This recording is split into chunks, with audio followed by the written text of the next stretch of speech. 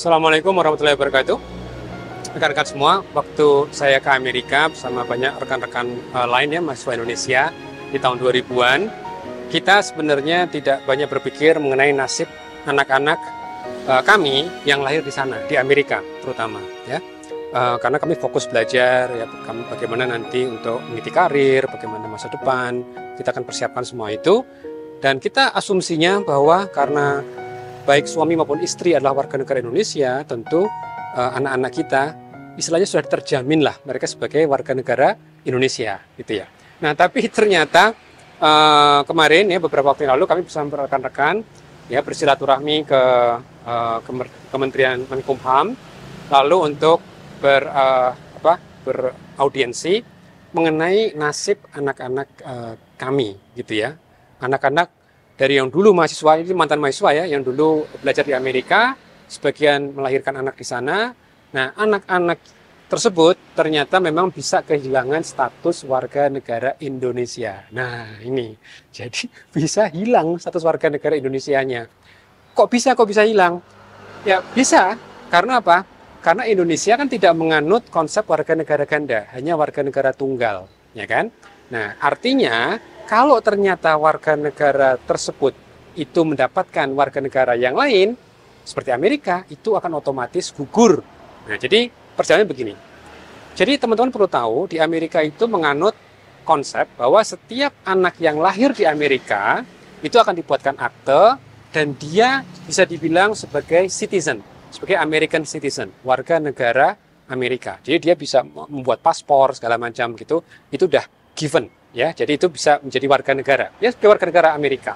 Oke, nah sekarang pertanyaannya, ketika anak-anak tersebut belum mencapai usia 21 tahun, dia bisa mendapatkan dua paspor, paspor Amerika dan paspor Indonesia.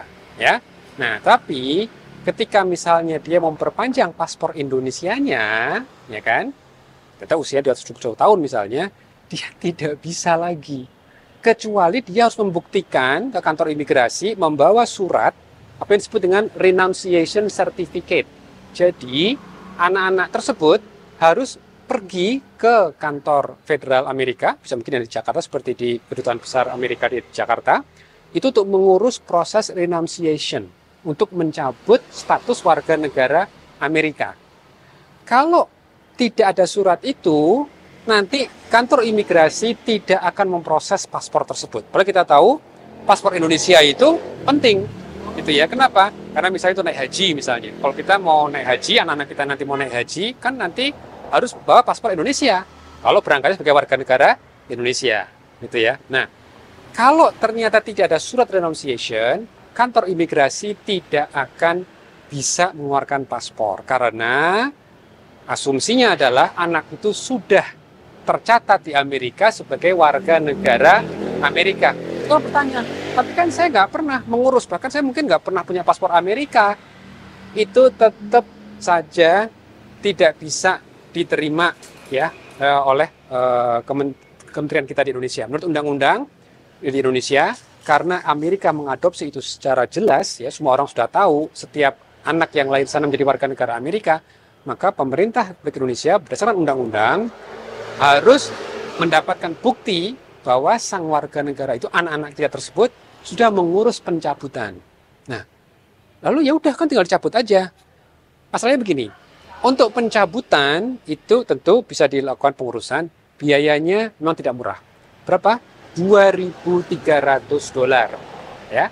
Jadi nanti mereka harus mengurus dan biayanya $2.300 plus ada tambahannya lagi. Itu baru untuk mencabutnya. Nanti berkas itu dibawa kantor imigrasi dan untuk mengurus apa yang disebut menjadi warga negara Indonesia. Karena apa? Karena ini dianggap defaultnya mereka sebagai warga negara asing, gitu kan? Jadi mereka harus mengurus ke kantor imigrasi. Untuk tahun ini, sebelum tahun 2024, biayanya adalah 5 juta. Jadi 5 juta plus berapa? 2.300 plus sederet berkas yang harus disampaikan. Termasuk salah satunya adalah surat kelakuan baik ke Mabes Polri, ya, ke Mabes Polri. Bukan ke Polsek, bukan ke Polres, ke Mabes Polri. Dan banyak sekali lagi berkas yang lain, termasuk juga nanti harus dicek oleh BIN, ya, supaya nanti tujuannya bahwa orang yang mau menjadi warga negara Indonesia ini tentu bukan warga yang bermasalah gitu ya. Nah, jadi tadi pengaturannya kalau misalnya menunda sampai tahun depan biayanya naik menjadi 50 juta. 2.300 plus 50 juta rupiah ya. Ini dari sisi biayanya, jadi ini menjadi satu hal ya yang buat rekan-rekan pahami gitu ya. Karena kalau tidak nanti bisa bermasalah kan. Duh, kok sekarang saya sih nggak bisa ngurus paspor gitu ya. Nah itu karena tadi ya mengenai warga negara Amerika tadi itu.